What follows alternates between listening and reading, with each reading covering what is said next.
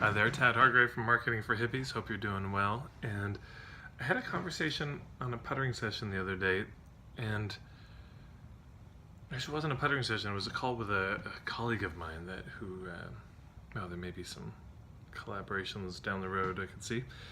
But we were talking about, you have your ideal clients are on Island A, they've got some problem, some symptoms they're struggling with that are very painful. They want to be on Island B where there's some result that they're craving. And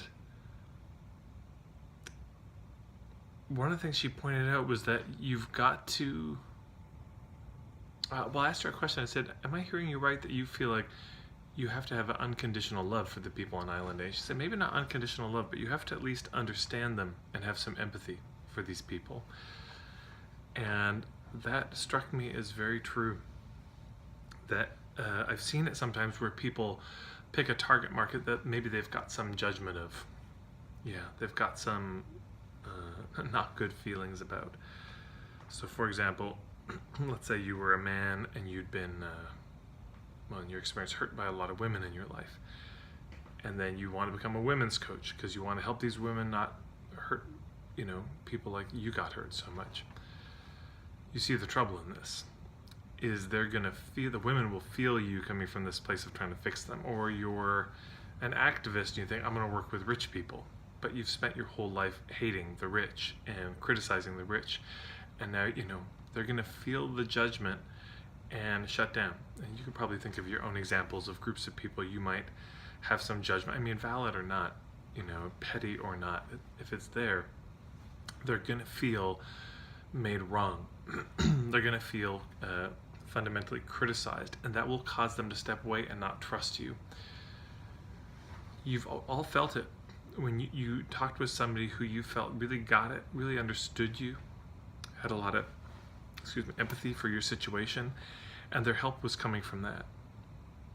Versus when somebody had plans for you and, fundamentally you became a tool for them to achieve some bigger vision that they have about people in this group getting their stuff together. And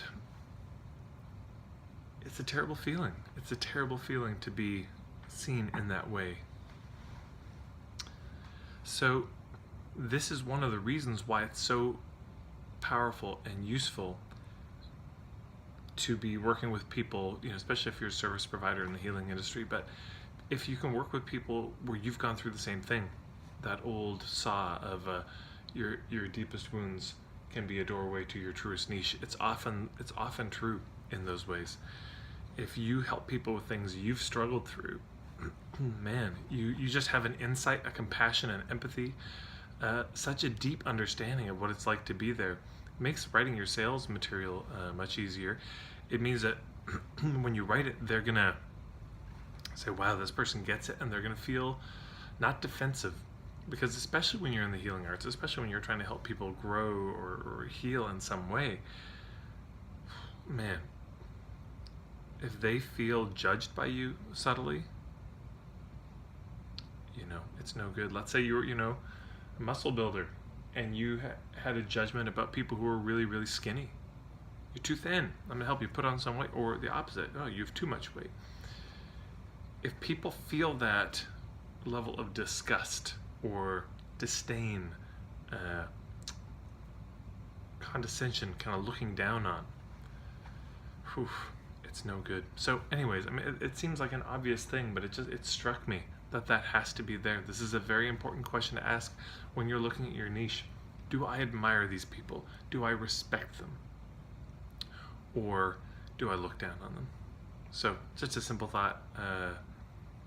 Hopefully that's useful. If you have any other examples or times where you've been on either the receiving or the giving end of the condescension, I'd be interested to hear it. But that's it for today. Thanks so much.